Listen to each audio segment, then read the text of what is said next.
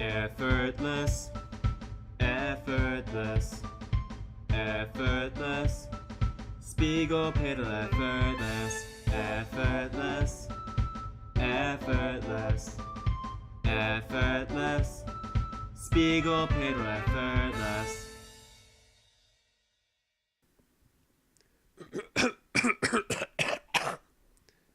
Oh man. Hey everybody. Welcome back to Effortless. It's been a very long time. Our voices are out of use. I'm Dr. Spigel. He's Dr. Piddle. And please welcome... Oh wait, say your name or something. I don't have a name. No, not you. I was talking to Piddle. What? They need to know what you sound like. I am Piddle. Okay, good. Right here. Yeah. So our new receptionist over there, Deg, everybody, please welcome Deg to the show. Very good. Thank you. How you doing, Deg? I'm on the show, so could be So better. not good at all. Could be better. Yeah. So I said, I don't know if I ever actually said this, but the idea of Effortless was there was me and Piddle talking about games on the playground, right? And I never actually said we're never going to have guests, but I still believe that we're never really going to have guests. We had a guest one time, and it was a very special circumstance. Deg is not a guest. Deg is going to be part of the show. So if you don't like Deg, too bad. Stop watching Effortless. We've made a lot of changes to the format actually over the past couple weeks while we've been doing the E3 stuff. You just heard a theme song, an Effortless theme song. There's an actual title card now. It's very fancy. Absurd. The shows are going to be slightly shorter than they've been in the past. Of course, we have the third person, and we have a new feature that we're going to be debuting at the end of the show. But first, we're going to start with another new feature that we're going to be debuting at the beginning of the show. And this is an idea. Does anyone want to explain this that's not me? I think Piddle should explain it. What am I explaining? I don't think you even understand what it is, but give it a shot. I don't really understand. And that's why you should explain it. You'll give the best explanation. What? So it's called the Grand 20-Minute Debate. And the idea is that Deg is the host of this debate show between me and Piddle, where we talk about just these various topics. And if you ever, none of you guys watch sports. You all hate when Piddle and I talk about sports. But there's a show on ESPN called Around the Horn, where there's these panelists and there's a host, and he's asking them, topical sports questions, and they have to respond with their best answer. And whoever gives the best answer gets awarded points. And then there's a winner at the end of the show. So we're kind of doing the same type of thing. There's going to be three to five questions per show in this grand 20-minute debate that Deg will be asking us. And then he will award us points based on the strength of our arguments. Is that a good enough explanation for you guys? Yep, and if anybody doesn't agree with who I gave points to, they should, again, send me hate mail. Just write it in the comments. And also, Deg has to make point noises if he gives points or takes away. He has to go boo-doop or doo-doo. Oh, wait, are you taking away points? Are you taking away points during If your answer is that stupid, I might take away points. Oh, man, does that mean we can get more than 1 point per question? Can you give multiple points if an answer is really good? I think that's what that means.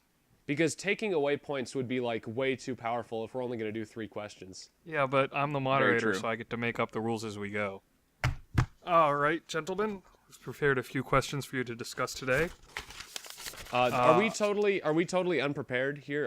Piddle, have you actually formulated some arguments? I think I have 0 arguments, but I don't need them. Yeah, I'm ready to go. I didn't write any notes. I don't have notes or anything. I'm ready to go. I feel like Spiegel has arguments built, and Piddle's just an argumentative person. Yes. Well, you're wrong, because I do not have arguments built. I have no notes. I wrote the questions, but I haven't even thought about them since I wrote them. He's lying. So, well, yeah, sure. The first question that we have here, we'll direct this first to Piddle. This year at E3, what was Microsoft's biggest mistake during the conference? As a bit of preamble, right, Microsoft kind of screwed up their press conference. Yeah. Even though it was enjoyable to watch, it was kind of a mess. Yes, it was a mess. Yeah. Yes. Well, their biggest mistake was just saying exclusive to Xbox One and Windows 10, and mostly just that latter half of that, and Windows 10. Microsoft just killed the Xbox. I feel like they really needed to quietly roll out more and more games to Windows 10. There's just too many gamers, especially console gamers, that pay attention to E3, and now I feel like more and more of them are going to look at the Xbox One and think, why should I get an Xbox One if all these games are coming to Windows 10? I have a Windows 10 computer. I can just play those games on my computer now. So that was their biggest mistake. They've killed the Xbox brand, whether they realize it or not. I see this as the beginning of the end, and I see this as I see this as a shameless attempt to push the Windows Store for gamers. And it will probably be a modest success, but I think in the grand scheme of things, it will have no impact on Steam's stranglehold over the market. All valid points. And Spiegel?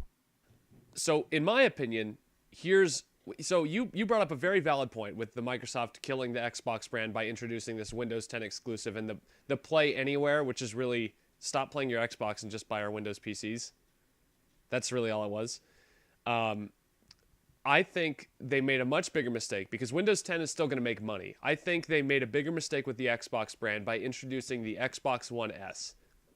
I think the Xbox One S is an abomination. I think it's offensive to anybody who bought an Xbox in the last year. And I think it's offensive to anybody who is going to buy an Xbox next year when Project Scorpio comes out. Do I have a problem with Project Scorpio? No, not really. If you're going to upgrade a console that much, I mean, if you call it the PS4.5 if you want, but they are making fairly significant upgrades to this hardware. And the Xbox Scorpio or whatever it's going to be called, that looks like it's going to be the same thing. But when you bring this Xbox One S, which the S in my mind stands for stopgap, when you bring this Xbox One S into the picture, it's sort of like, well, why are you introducing this product now? What's the point? You have a year and a half, maybe, with this thing being on the market and being relevant. Not even really. It's going to be about a year if they're going to be introducing Scorpio at E3 next year. So I just don't get it. I don't get why you would put this product on the market that nobody's going to want. And for what? To make a couple extra bucks? I think that I think people should be more bothered and offended by this than they are. And that was their biggest mistake because they let off the conference with something that just should have made people angry. And I'm not sure if people are angry, but they really should be. Do I get to counterpoint? I think we can do counterpoints. Yeah, we can counterpoint. I mean, I'm asking Deg, not you. No, we can. Oh, well, thank you. We can counterpoint. All right. Well, I think the Xbox One S, as silly of a system as it is, and as much as it probably won't sell a lot of units, it still makes sense in terms of shrinking the box, shrinking the costs, shipping it out for less, making more money off of the sales.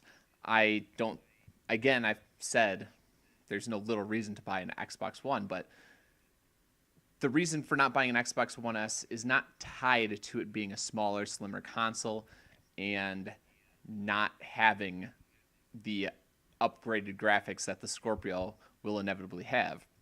The problem with the Xbox One S is there's no reason to buy it.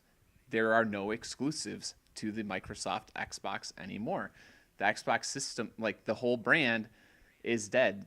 Really, exclusives are what sell systems. Yes, a big part of it is also price point and how powerful the console is and if it's actually giving gamers something that they want.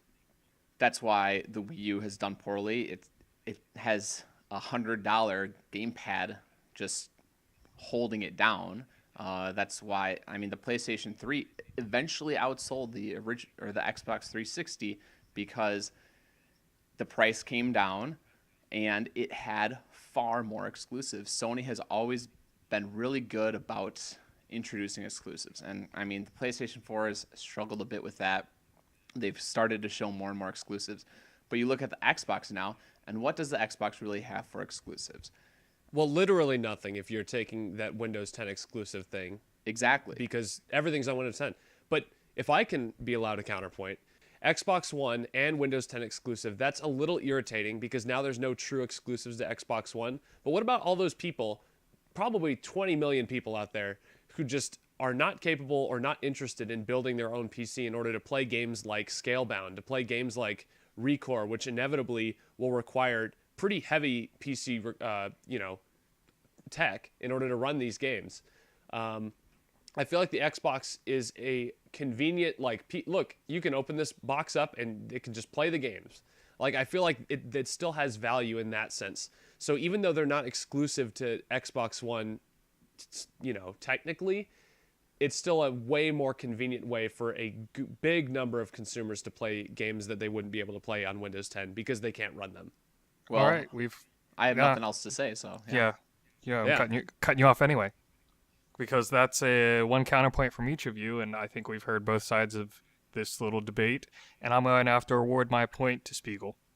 I can't believe that you were able to award a point. I thought both of us made really good points. But thank you. I appreciate that. I got to give you the point, if only because I agree with all of the things that you said about the fact that the Xbox is essentially just now a very cheap PC.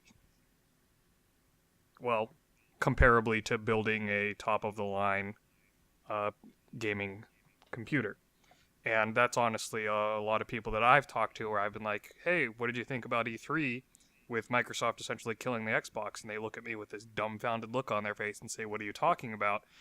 All they did was make the Xbox into a cheap alternative to a nice gaming computer. So it's funny because I've been saying this to my customers at work that talk about the Xbox One S. I'm like, do you really want to get this new console? And they're like, yeah, it's really cool and it's really sleek. And I'm like, there's a new one coming out next year, right? People are incapable of looking into the future and being like, oh yeah, that was a big move for Xbox to stop having like true exclusives to their console. People don't look at it that way, and that's why I feel like it wasn't as big of a deal to say Windows 10 exclusive, because ultimately the people that have the Xbox One and don't have a gaming PC, they don't care. So exactly. It is what it is. And in light of that, I have to award that point to you for that argument. Well, thank you very much. Well argued, Piddle. Sorry. Impossible. He's so salty. You got to win it. You got to win it back on the next one, and I think you can argue pretty well about this next one. He'll have an easier time than me. Yeah, this I can imagine very easily going in Piddle's direction just from what I know of him. Our next question is, which version of Super Mario 64 is better? We'll start with Spigel since we started with Piddle on the last one. So there's two versions of Super Mario 64, as we all know. There's the Nintendo 64 version that's been ported to Wii, Wii U. You can play that version today, right now. You can go download it. And then there's a much smaller, much lesser known version of the game, I feel like, that was released back in 2004, day one, on the original DS console, Super Mario 64 DS.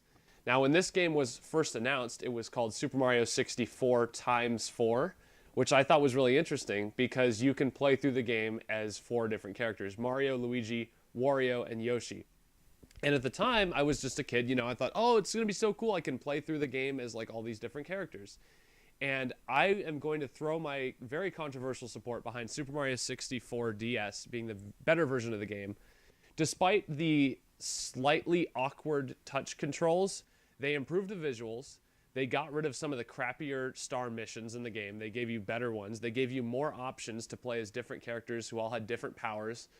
Like, man, it's fun playing as Wario because you freaking destroy everything.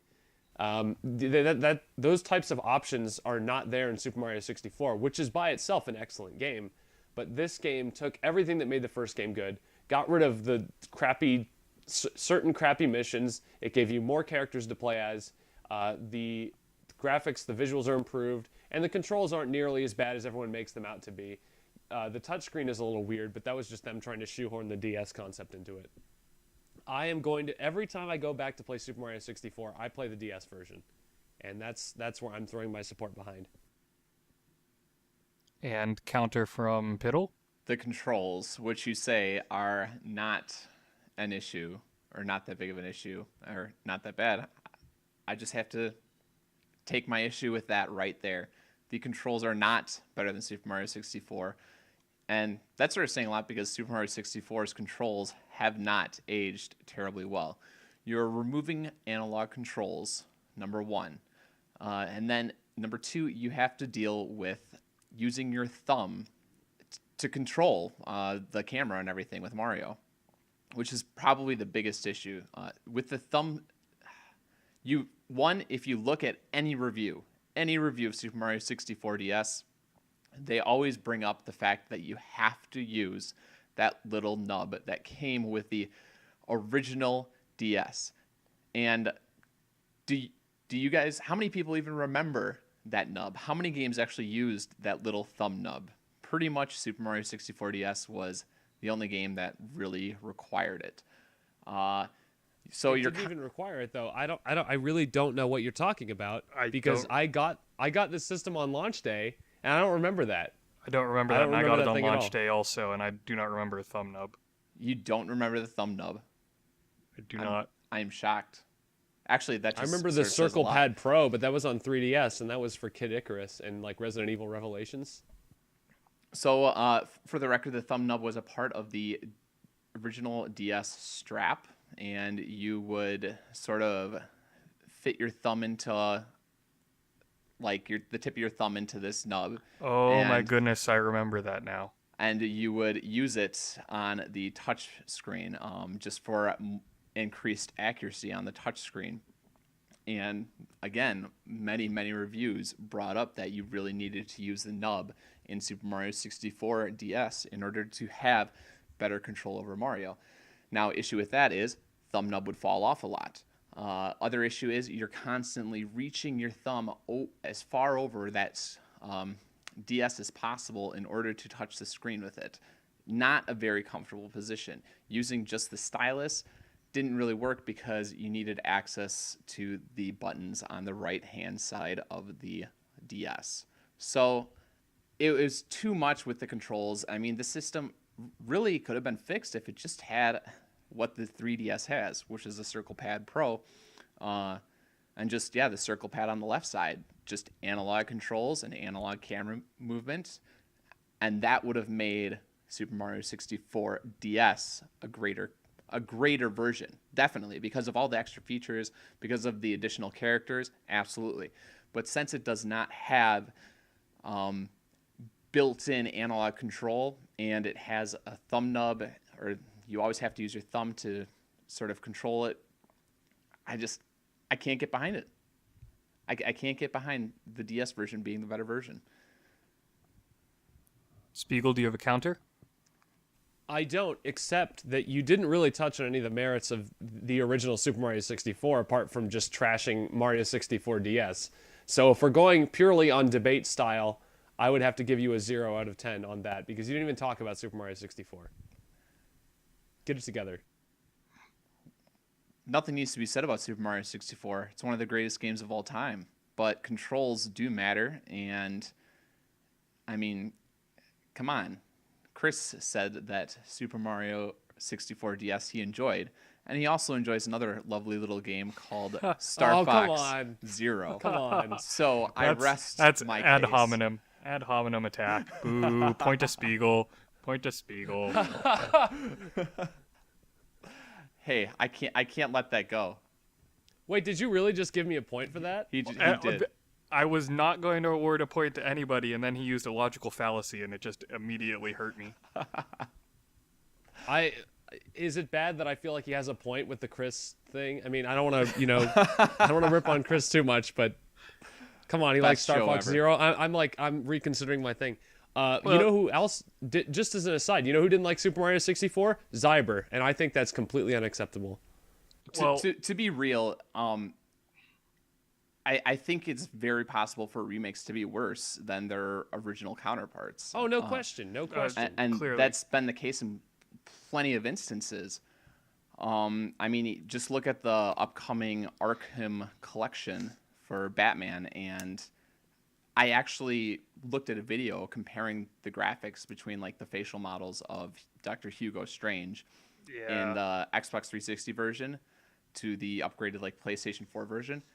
I actually thought that the PlayStation 4 version was the last generation version because the texture work, the design was and the lighting was so utterly bad, and until the person that made the video was like, yeah, guess what? This is the PlayStation 4 version. I was like, what? That's impossible.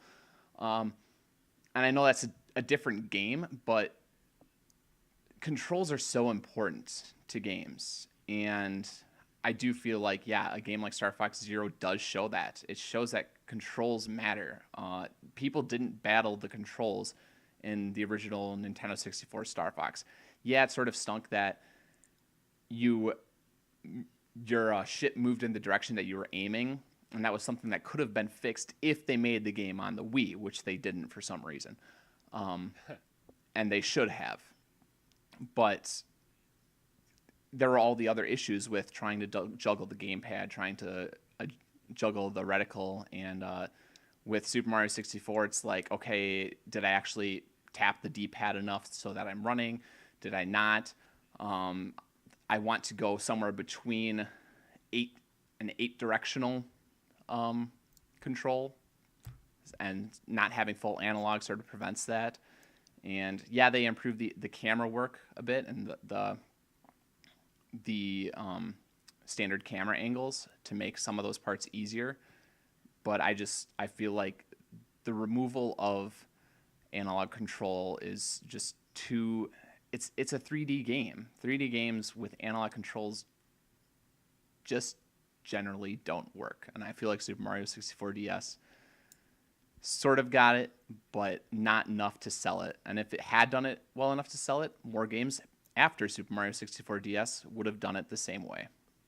Way to bring it back around. Yeah, that's a good recovery. I will say this, because you did bring up how remakes can be worse, and you brought up Batman Return to Arkham, or whatever it's called. We talked about this 2 episodes ago. The Gears of War remastered, how it looks so much worse than the original Gears of War, and I think that's a solid argument. I don't agree with it because it's in relation to Super Mario 64 DS, which again I feel is a better game. But we need to move on to the next question. Yeah. Doug, do you have any additional points to award for that? I am going to award Piddle a point for bringing it back. That was a very good counter, and I'm going to throw this out here that I actually had to pretty much judge that entirely upon your guys' arguments, because while I have owned Super Mario 64 DS and have played both of them, I don't like 3D Mario games. All right, well, that's -5 points for Dag. So -5 points for Dag. And again, send me your hate mail later. I can't believe next you don't like question. 3D Mario games. Yeah, we can have that argument whenever I'm not in charge of you as the moderator. I want to debate you on this now because I want to talk about that. I can't even really quantify why. I just don't have fun playing, honestly, any platformer in a 3D setting. Weird. All right. I can almost understand that. Yeah. So, and that is just, that spawned from Super Mario 64 when I was just a little chitlin playing it on 64 at a buddy's house and was just like, I don't get it. So next question. So For that was awkward. I was waiting for us to move on. Super Deg smooth. Deg has a very deliberate delivery with everything he says. It's interesting to listen to. So next question. We have, this will actually be our final question for the 20-minute debate, which has now gone on for slightly over 20 minutes. The point Yes. was that you weren't supposed to bring up that the debate was never going to be 20 minutes. It was always going to be longer than that, or it could be shorter. No, you That's brought what it makes it up. funny. You just brought it up now. I was just pointing out. I didn't bring it up. Yep. No. I was just pointing out that so far, we're about at time. So, who of all of the comers to E3 this year, who won, in your opinion? And we'll shoot it back to Piddle for the first point on this. So I thought about this quite a bit, and my original thought was that Nintendo won E3 because really they put everything into Zelda. I'm going into E3, I thought if Zelda looks like it's at all a dud, if people get tired of the 10 hours of footage that they're going to show of this game and the countless hours that journalists are going to be playing it, yeah, if any part of that's not up to snuff, it's going to be brought out. And they went to E3 and they did it. Like it ended up looking amazing. I told Spigel, I turned off the footage after like 15 minutes, and after then I don't know how you did that. After that, I've had more stuff spoiled for me just because internet. I mean, what am I going to do? Not go on the internet until Zelda comes out? Wouldn't even be able to do a show. You would be sorely missed. But yeah, they hit it out of the park. Everybody's talking about Zelda. And with that, I'm going to say that Nintendo still did not win E3 because they did not show the NX. We have pretty much nothing from Nintendo from here until the next year. So really, who did win then? And in that case, it's definitely Sony. Sony won because they showed just games. They talked very briefly. They never went into press conference voice where everything was deliberate and you are going to hear fun words such as bringing communities together and the latest generation of graphics and finding new ways to enhance your PlayStation, Xbox, and Nintendo experience. There's none of that. There wasn't any of that.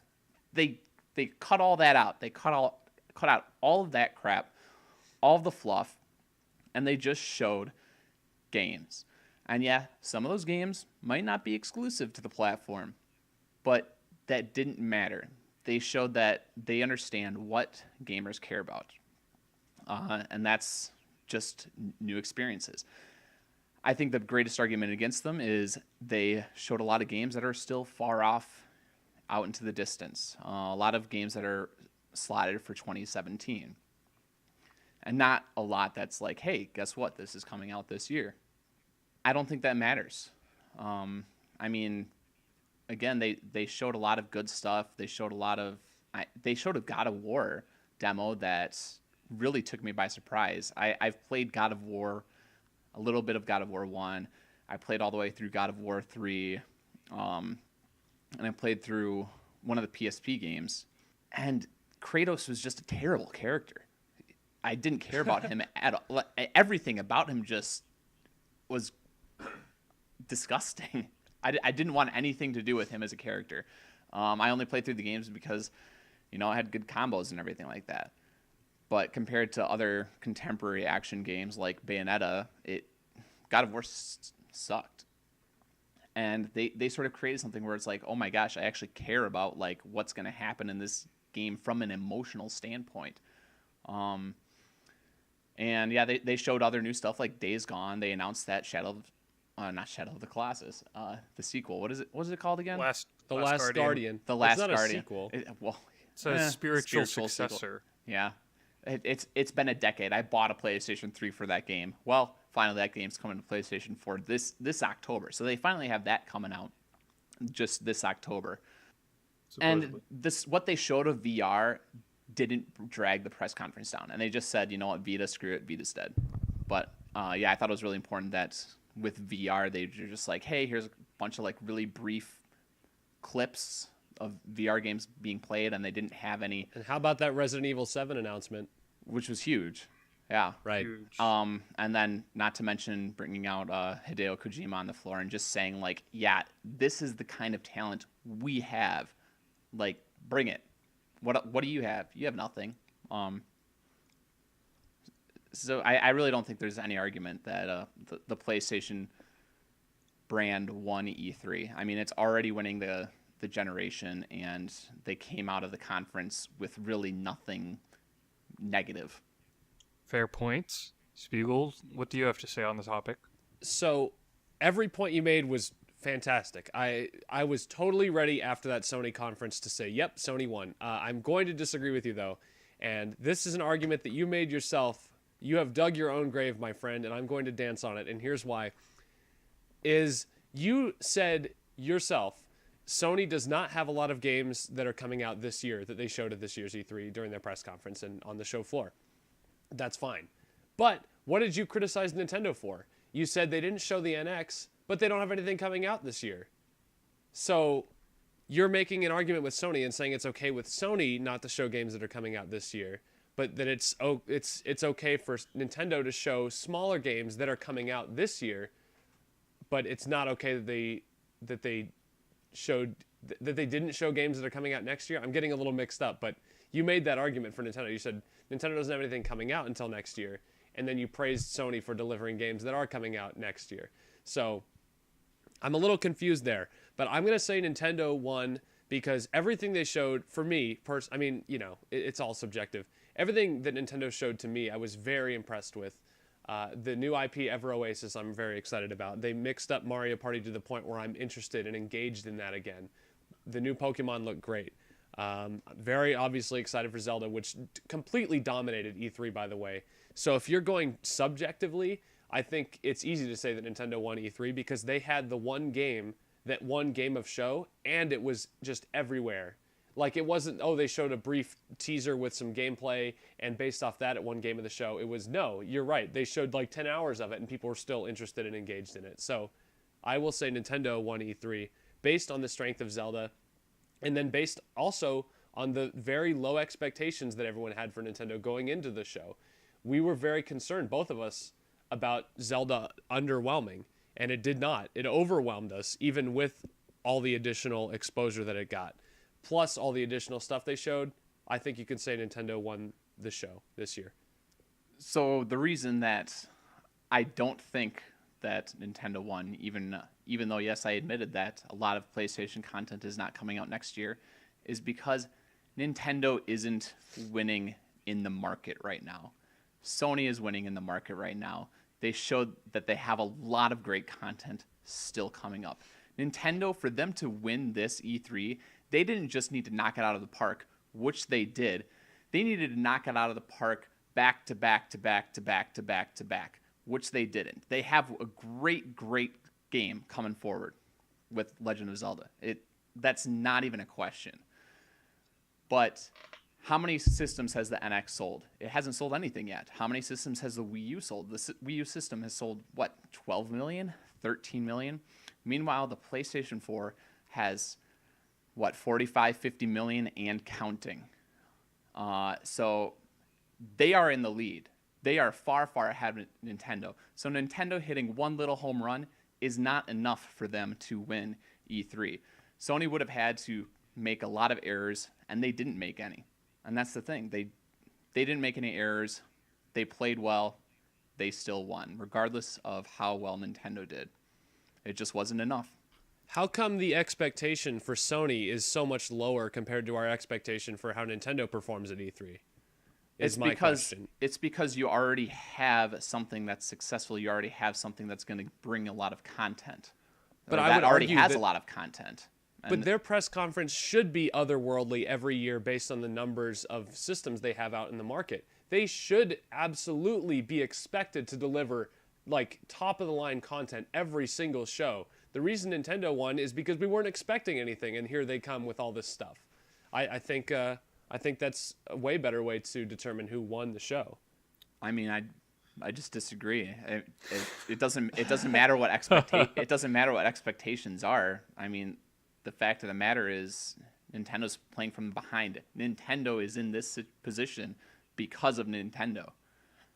So Nintendo has more to prove. They didn't win E3. They won Best of Show with Zelda, but that's just one small part of E3. They didn't win it all. All right. Having heard both sides of the argument, I'm going a little bit odd on this one. I'm going to give 1 point to Spigel because he's right. Nintendo did have a huge wow factor, and if nothing else, as a single item, Zelda definitely won as a single item. But as a full presentation, I have to give 2 points to Piddle.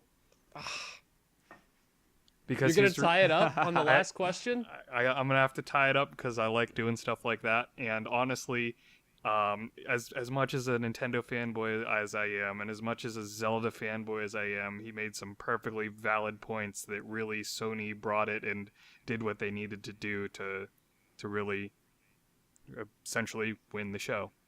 So Are we gonna do a tiebreaker or Tiebreaker. On the spot tiebreaker. Deg, Sudden you have to death. bring it. The sudden death tiebreaker. There are I'm ready. no counterpoints on this one, folks. It's just a straight up slobber knocker. I What? came up Sorry? slobber knocker. No dirty No. words on Effortless. No holds Please. barred. Get out. I actually just came up with this question while you guys were arguing your who won. And I didn't really word it very well, but essentially, as far as reveals at shows such as E3 or through press conferences or whatever have you, how far ahead is too far ahead, and for a reveal of an upcoming product? I don't think. Well, it's such a difficult question because, I mean, is it beneficial for a company? Who are you saying, like, for the fans? How far is too far, or for the company as like a business? More for the fans in this interpretation. As the question came to my head when making the argument, like, hey, all these Sony games, yeah, cool. Look, we can get pumped up over this, and oh crap, now it's not coming out until 2017 or later. Okay. So Because from a if it was fan's the other- perspective, If it was the other side, I would say they should reveal them as late as possible to build up as much hype as absolutely possible. If it's a big game like, say, Fallout 4, Bethesda's strategy for Fallout 4 worked so well. But as a fan, I believe that games should be revealed ASAP, and I have no problem saying that. I have no problem waiting for big games. To know that a game exists is exciting enough for me. The fact that I knew that there was a new Zelda coming in like 2013, I think is when they first talked about it. That was like super exciting for me, even if I knew we were still a couple years away from it. And at the time, I didn't know we were 4 years away from it, but the anticipation is enough to keep me going. I'm not one of these people where my hype dies down after a certain period of time. Whenever I think about an upcoming game, I just get more and more excited. I'm probably going to lose this argument because I know where you stand on this issue, Deg, because you don't even care about hype and all that stuff. But for myself, personally, I love they announced Death Stranding at Sony's E3 conference, even if it's not coming out till 2021, which is probably when it's coming out. I love that we just got a teaser, that we know that they're working on something. And this is what I don't like about Nintendo. They don't reveal anything until it's like the right exact moment. We didn't even know about Super Mario 3D World until like 4 months before it came out. They didn't have enough time to build up that hype for a game like that. Knowing there's a new Mario game coming out, I think would have helped the sales of the system a little bit more, in the long run. They would have sold more Wii U's in the spring if we had known about it in the spring, because they knew there was a new 3D Mario coming. So that's my argument, is that I feel like just reveal it as soon as possible. People like to know that stuff is coming, even if they are going to have to wait a long time for it. yeah, that's a fair argument. What do you have to say, Piddle? So, in a sense, I agree, but not quite. I feel like a game can be revealed as early as they want to reveal it, as long as it will be on the system that it is, like, on that generation of systems. So pretty much what I'm saying is, hey, Not a Last Guardian situation, basically, is what you're saying. pretty much not a Last Guardian situation or Twilight Princess. a Twilight Princess situation, even a Zelda U situation. If that game is not going to be pretty much exclusive to that console generation for a year, we'll just say a year, then it shouldn't be revealed, because it's just not ready to be revealed, especially if it might get pushed back to something else. So something like a Death Stranding from Hideo Kojima getting teased at this E3. I think it's great that got teased. It's going to get people to buy the system.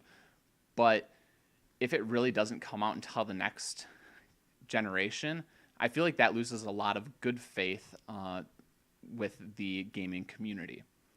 So in that sense, I don't think anything should be revealed too soon. I mean, could you imagine if Nintendo had fully revealed Mother 3 for the Nintendo 64, considering all the problems in development that game faced? Yeah, they were developing it, but in the end, it just didn't work out. and eventually they announced it for the Game Boy Advance, and it came out on the Game Boy Advance, and that's good. But yeah, if it's too early, and there's a chance that game might get pushed back to another system, it shouldn't be revealed. Good points as well from Piddle. Just because I want to throw my 2 cents in, I'm going to. So Absolutely. Hey, you're not just here to sit there, you know. yeah. So as far as early reveals, I think that they can both be beneficial and harmful depending on the situation. And thank you, Spigel, for this point, for instance, with Super Mario 3D World. Had that had an earlier reveal, they could have gotten more sales out of it, but they waited slightly too long. And I'll throw out the Wii U. Like, nobody knew the Wii U was coming, essentially. Like, the whole thing was a surprise, pretty much. And if they had revealed that a little earlier and actually drummed up a little support for it and had a chance to be like, no, guys, it's not an upgrade, it's an actual new console. Well, not to mention, they could have controlled the message a little bit better, too. They would have been able to say, this isn't just a portable Wii, guys, although they should have just reconsidered the name in general. Yes, but if they had revealed it a little earlier, they would have had time to work out all those kinks in their marketing strategy, but they revealed it a little late, and it definitely turned around and bit them. But then you look at stuff like Last Guardian. Where is that? It took forever. It's now on the PS4. There are people who potentially purchased a PS3 just for that game, Piddle. Me. And like you said, lost good faith in the company. Hey, I bought this because I wanted that, and now I'm not even getting it. I mean, I have not bought a PlayStation 4 yet, and I don't have much interest in getting a PlayStation 4. Ooh, I should make an announcement. I'm buying a PS4 next month, everybody. It's pretty much official. I'm waiting for the stars to align, and it just so happens they are going to be aligning middle of next month. So I know you're mad at me about this, Piddle, but I'm buying a PS4 next month. I don't care about the PS4 Neo. If it's really just going to be 4K, I don't give a crap. Whatever. Did you hear that sound for the last 20 seconds? No? That was What? me shaking my head. Oh, I see. Okay. No, I agree with that decision, because if you don't have 4K, then why pay money for something that has 4K? Because, man, those games are not going to run very well. Well, I promised this show would be shorter, so let's go ahead and get this Yeah. point awarding out of the way, and we'll do a couple more topics and get out of here. Okay, I give myself 3 points. Moving on. So we all tied. Yes. Wait, no, really? What's the actual? Are you giving anybody points? No, I'm giving myself 3 points. Move on. Let's move on. You're not in this competition. It's between me and him. Well, then you both get nothing, and may God have mercy on your souls. I can't believe you're ending it this way. All right. So it was a tie, week one. I guess- Congratulations. I guess we will leave it to our viewers. Oh yeah, like, comment, and subscribe. Right? That's what people say on YouTube videos. I guess. Yes. Like, Yeah. comment, subscribe, and then they always put a little clickery thing in their Yeah. video. Yeah. I'm not putting a clicky thing. I don't have time for that. I'm not suggesting that. I this think is that effortless. you both made very good points on that last one, and considering that my opinion ended up being you can go too early and too late, which both of you argued for, I leave this up to our viewers, and they should determine who gets the point. And I'll actually put in the effort to tally up the comments, and next week I'll tell you who won the points. Wow. I'll do. All right. I'll do that. So You have to leave a comment now. You guys have to leave comments now. I kind of like it. On the audience side, that was a good. I like that. That's good. Let's do the next topic real quick. So, well, I have hold to on, go. real Hold quick. on. This is mine. No, This is wh- mine. come on. Mine. So, because I got the segue. You got to give me the segue. Come on. Speak. No, that's fine. I wanted to say I didn't want to do 52-52 this week because there's just not that much to talk about. Because Well, we've been too busy with E3 and stuff. yeah. I'll be brief on 52-52 anyway. So, Okay. Dag awarded himself 3 points. He gave you 3 points. He gave myself 3 points. That adds up to number 9. Oh my God! Wow, you Oh, really had you- that one ready to go. You were just sitting on that. Mighty number 9 I love that. just came out, and it is our broken incomplete game of 2016. One of our Well, broken add it to the incomplete list. games. Add it to the list. Man, what else is on the list, Spiegel? You know, Tell we me. don't really have a lot of stuff on the list. It's only Street Fighter V is the only one I've got. Did we want to make any like retroactive additions? Tony Hawk was 2016. No, that was Tony last Hawk was year. 2015. That was last year. I couldn't remember when Yeah. that came out. Yep. So we finally got our second one, and Mighty Number 9 is pretty much getting killed for how it looks, how it runs. The load times. Load times are apparently like 10 to 15 seconds on Wii U between deaths. Can you What? imagine that? Can you imagine 10 to 15 second load times in a Mega Man game?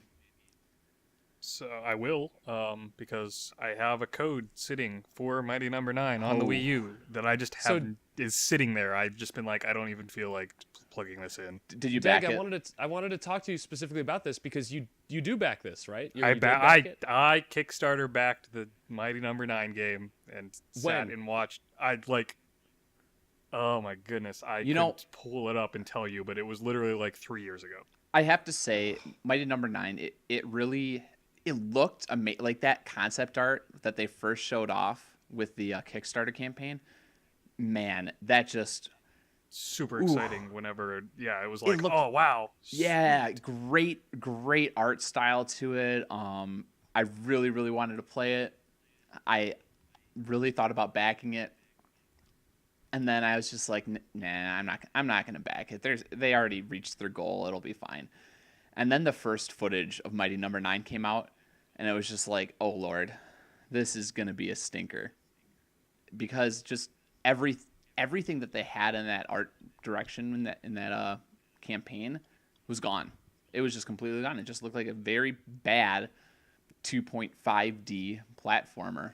Let's be fair to Mighty Number 9 for a second. It is, of course, better than nothing, which is like the worst. It's like the worst meme ever. Apparently, Inafune didn't really even say it. It was like through a translator, and it was like lost in translation. But there's this controversy where Inafune said the game that they got is better than nothing, which I don't care what the translation was supposed to be. The fact that you can even get close to that statement when talking about this game is pretty offensive. People paid money to see this game made and then paid money to buy the game.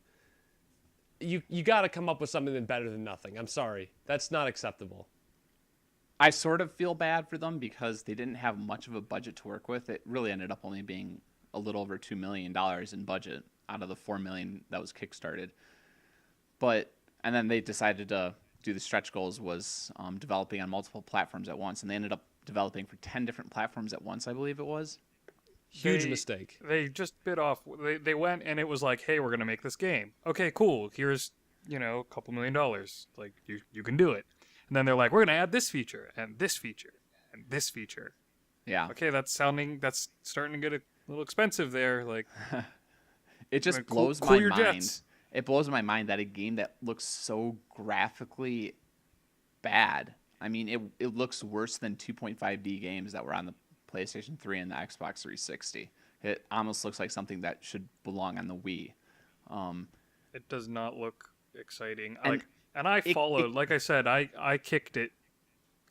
backed it. I don't know, whatever Yeah, you they call backed that. All the way Kickstarted, back, I and I think, just is- checked. Whatever. I think it is backed. Like in summer of 2013. Oh my God. Wow. 3 years ago. It was. And it took them- I just pulled up the Kickstarter page with my,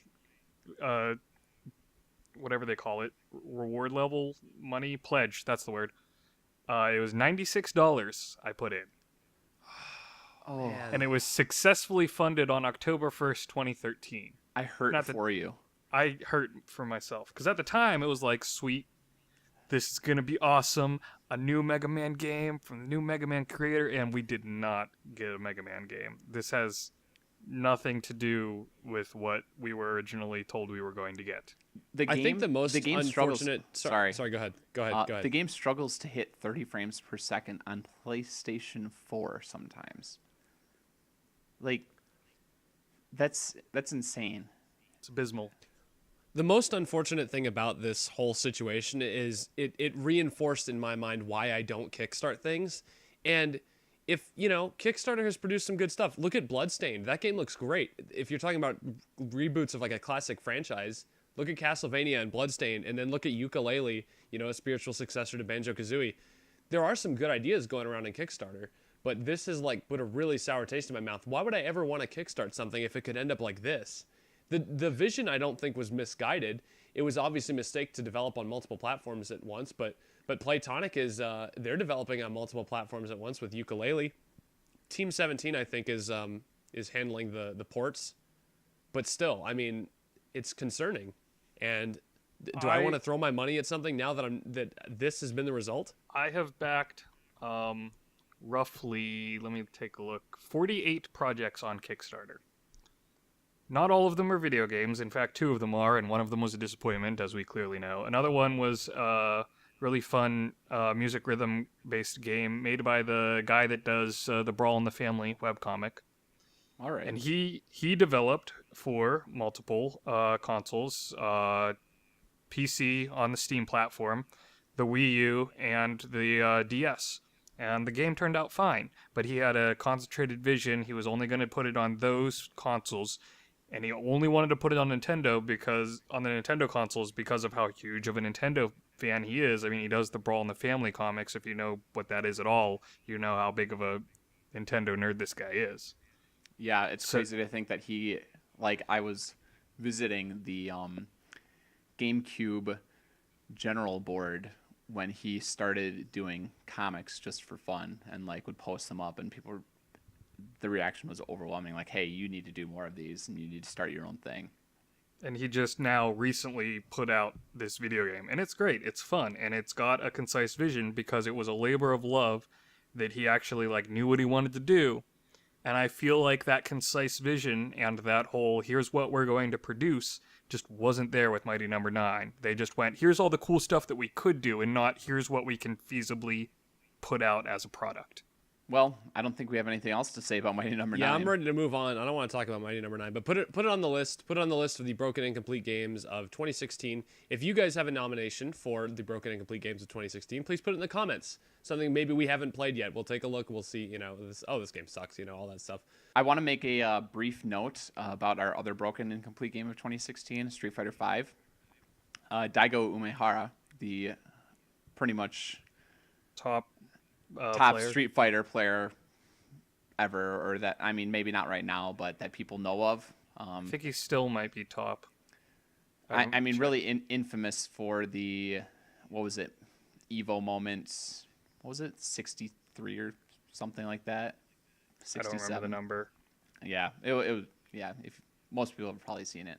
But anyway, he said that he does not think that Street Fighter V will last in the fighting game community because it still has not seen an arcade release yet. So Freaking nerds, really, with this fighting game scene. Shouldn't be a scene. Just hang out with your friends, play some games. So we're gonna skip over 52-52 this week in the attempt to keep this show a little bit shorter. Just real quick, games I beat: Professor Layton in the Curious Village, I gave a 5 out of 5. Lego Harry Potter Years 1 through 4, I gave it 3 out of 5. Kingdom Hearts I replayed, gave it a 5 out of 5. Kirby Planet Robobot, I gave it a 5 out of 5. And The Legend of Zelda Twilight Princess HD, finally finished it, I gave it a 4 out of 5. If you want to see reviews for every single one of the games that I just scored, you can go onto the Effortless Facebook page and check out our one-sentence reviews, where I review games in one sentence and give it a score. It's very concise. It's very good. Much more concise than this show is turning out to be. Shut up. meanwhile, I didn't really play anything. I mean, I guess I You played Overwatch? I just started it. I'm not going to count it as completed yet. I would say I sort of replayed Halo 5 because I've put another 60 hours into the multiplayer, and Dag knows how that has gone. Well, And I mean, if I'm done anybody with it. knows me at all, they know my opinion on Halo 5, so let's just not touch that giant can of worms. I'm done with Halo 5. I'm still going to keep my revised score of 4 out of 5 for it, but I'm done with it. Moving on. Yeah. So, time for the new feature. Dag, do you want to intro the new feature? We came up with this right before we started the show. I came up with it right before we started the show. So I'd like to introduce this as the Weekly Stupidity is a new feature because Dag is now on the show, and if you're going to introduce stupid, you might as well introduce more stupid. Hey. Very Boom. good. Burn. So earlier this week, and I could not tell you what day it was, I was milling about the GameStop, and they had their commercials that they always have on their TV screens up there. And I think, are we going to play this? Yeah, so in the actual video. This commercial came on right here. This commercial. Sarah, can I get you to close on Friday? What is that? This is me, metaphorically pushing a button to my trapdoor, sending you into the Rancor pit. You're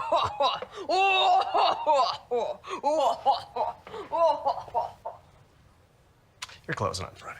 The characters from your favorite scene are back. Get the Jabba's Palace character pack when you pre-order Lego Star Wars The Force Awakens only at GameStop. Play, trade, save, repeat. Rated everyone 10 and up. And I actually watched it, which I barely ever do, but I watched it out of like a dumbstruck, like, ow, my brain hurts kind of reaction immediately. And when Spigel started talking about this new idea, I went, oh, I know exactly what I have to talk about. And the thing that kills me the most is this commercial is dumb. This commercial is not good. And So the poor you just guys watched it. So I just I mean, watched it, and the yeah. poor guys at GameStop are stuck there with this GameStop TV just playing for their 8-hour shift or however long they're working, just all day long, this same stupid commercial over and over again. And I feel sorry for them. I just pity them so much. Like, they don't get paid enough to put up with stuff like this. And now they'll never be able to ask for a Friday off again. I mean, Lego Star Wars comes out, 3 days from today, so maybe it'll go away, like, fairly quickly. Because it's a pre-order commercial, right? So it stands to reason that it would go away as soon as you can't pre-order the game anymore. So hopefully that time is coming to an end. And they won't replace it with an equally as stupid, now go buy the game commercial. But this commercial sucks so bad. It's so stupid. It's just like... the acting is terrible. I kind of like the manager guy in the commercial. He's kind of funny. Yeah, at least his reaction is what should be expected in a situation like that. But this does nothing to sell the game. This makes me want to not buy the game more than it makes me want to buy it. And I didn't want to buy it before. Now I want to buy it. Don't want to buy it even less, even more. I'm done. It certainly didn't create anything, but the only thing this commercial created was awareness that the game even exists. But if you've been in a GameStop lately, they've got plenty of signs and marketing and stuff up for the Lego Star Wars Force Awakens. The local one that I go to, it's got a big stand that it's like a big old 6-foot thing for Lego Star Wars. We know it exists. We know we can pre-order it. The commercial doesn't even talk about any of that stuff. It doesn't show the game. It doesn't, I don't even know why you'd pre-order the game after watching that. And arguably, anybody that is going to pre-order Lego Star Wars The Force Awakens probably already knows that it's coming out. There's not going to be that guy that goes, oh man, I totally forgot this was coming out. Good thing that commercial was there. Yeah, it's not like Doom. You may not be aware that they're rebooting Doom or something. You're like, oh, I used to love Doom. If you're a Lego fan, you know about all the Lego games. They're in your face. The marketing for it is everywhere. I just don't see it as a game that most people will casually walk into the store and see something that sells them on pre-ordering it. It seems like it's a brand that I feel like you're gonna have the dedicated fans or families maybe that. Well, oh hey, this new Lego game's gonna come out. I can get that. I'm gonna pre-order it. But I will say this. Sorry, go ahead. At best, with new Lego games, you can get new kids that want to buy them. But this commercial doesn't show any of the footage, so you don't have parents that are going, ah, yes, that I shall purchase for my child. You just have people getting aneurysms. It's almost like the people that work for... Dag, how many times do you think this commercial runs a day? Every 10 minutes for the whole day? Probably? Probably. I did not stay in the GameStop long enough to find out because, again, I had to go to the emergency room. There was blood leaking out of my ears. It was a whole scene. Well, next time I'm there, I'm going to spend some time there, and I'm going to really, time it in between the commercials and, see how frequently it plays. Maybe I'll go over there today. You're doing God's work. Yes. So I'll see just how many times it plays and just... I almost feel like the company is just laughing at these poor employees who have to sit there and just listen to their stupid stuff all day. And not everything on that TV is bad. They show some good features, and they have I was in there and they had Jeff Keighley going around the E3 show floor interviewing developers. That was really cool. Yeah, some of the other stuff definitely has been cool, but this commercial just killed me. And it's It's almost like a rare miss because a lot of the other features that they have, well, most of it I know already because I'm a huge freaking nerd. If I wasn't the huge freaking nerd I am and I walked into a GameStop, it'd be like, oh, cool. I'm glad that was on the TV. This missed that mark by a very wide margin. And that's all I have to say about that. That's all I have to say about that. That was effortless. That was the weekly stupidity. So if you like that feature, stay tuned for more weekly stupidities. We're gonna try to. Sometimes it might be videos. Sometimes it might be, I don't know.